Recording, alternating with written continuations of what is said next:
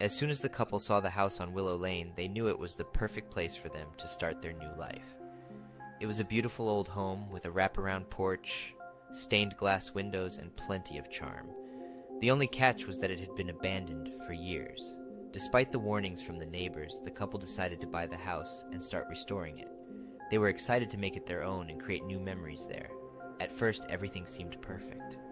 The couple spent long days painting, sanding, and fixing up the house. But as they worked, they started to notice strange things happening. They would hear footsteps in the hallways, even though no one was there. Doors would slam shut on their own, and they could hear whispers coming from the walls. The couple tried to ignore these occurrences, but it became more and more difficult as time went on. One night, the couple was awakened by a loud crash coming from the basement. They reluctantly went to investigate and found that one of the old wooden beams had fallen, nearly crushing them. It was then that they realized that something was very wrong with the house. They hired a team of paranormal investigators to come and examine the property. The investigators discovered that the house was built on the site of an old cemetery, and that the spirits of the dead had not yet found peace.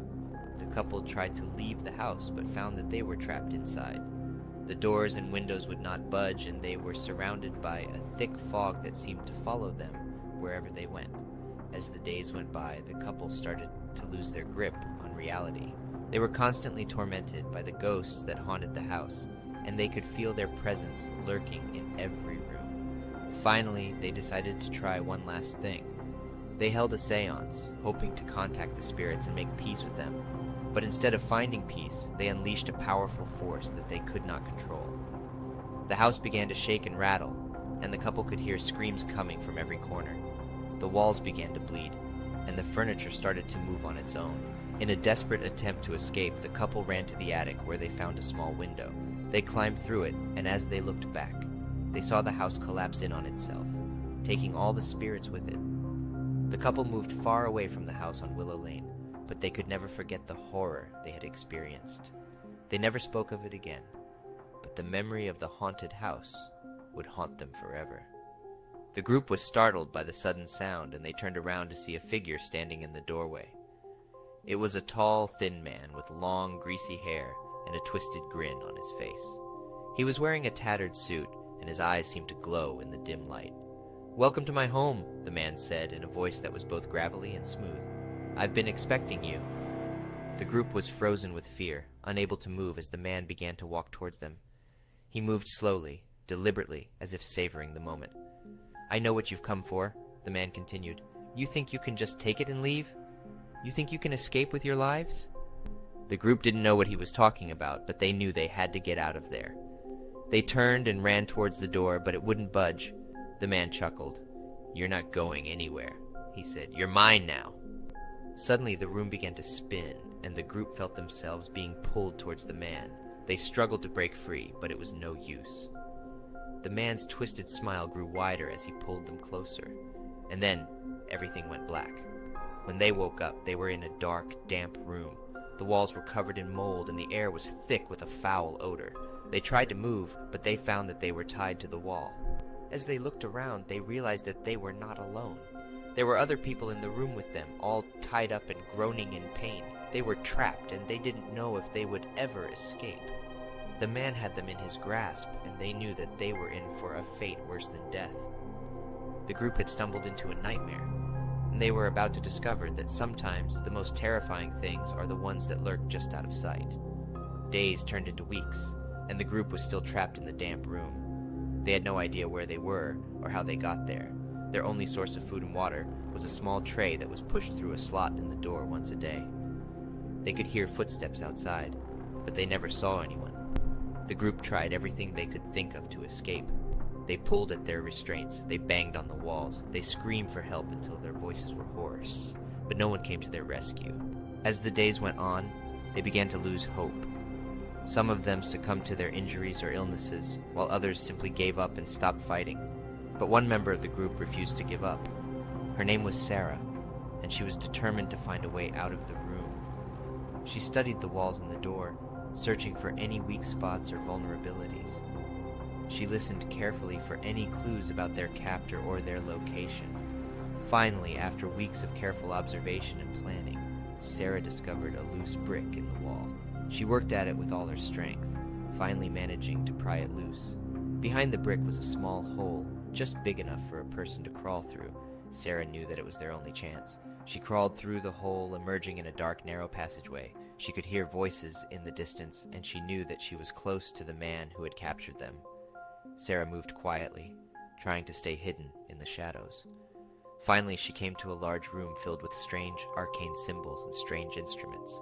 And there, in the center of the room, was the man who had captured them. He was performing some sort of ritual surrounded by candles and chanting in a language that Sarah couldn't understand. She watched in horror as he raised a knife above his head, preparing to make a sacrifice to some unknown god. But before he could strike, Sarah lunged forward, tackling him to the ground.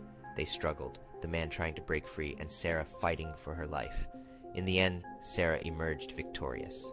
She managed to free the other members of the group, and they made their way out of the man's twisted lair. But they never forgot what had happened to them. They lived with the memories of their captivity for the rest of their lives, always looking over their shoulders and wondering if the man would come back for them. For them, the horror had never truly ended. As the night progressed, the storm only grew more violent, and the group's fear and anxiety continued to escalate. They huddled together in the living room, trying to distract themselves with conversation and board games, but their nerves were too frayed for anything to truly distract them. At around midnight, they heard a loud banging noise coming from upstairs. Everyone froze, looking at each other in fear. They all knew that the sound wasn't just a product of the storm. It sounded like someone was intentionally making the noise. "Okay, we need to check it out," David said, standing up and looking around at the rest of the group. "We can't just sit here and wait for someone to come and get us." The others nodded in agreement, though none of them looked particularly eager to go upstairs. David took the lead, slowly making his way up the stairs, his hand gripping the railing tightly. As he reached the top of the stairs, he felt a cold breeze blowing against his face. He looked around, trying to pinpoint the source of the draft, but he couldn't see anything out of the ordinary. Suddenly, he heard a whispering sound, as if someone was speaking just out of earshot. He strained his ears, trying to make out what the voice was saying.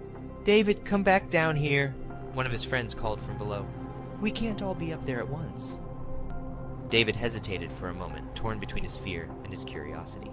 But in the end, he decided to listen to his friend's advice and slowly made his way back down the stairs.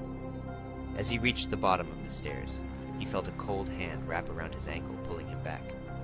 He screamed in terror, struggling to break free from the grip, but it was no use. He was dragged back up the stairs into the darkness of the attic. The next morning, the group woke up to find that David was missing. They searched the entire house, but there was no sign of him. It wasn't until they looked in the attic that they found his body, hanging from the rafters. His face was twisted in a grotesque expression of fear, and there was a look of pure terror in his lifeless eyes. The group never spoke of what had happened that night, and they never returned to the old mansion.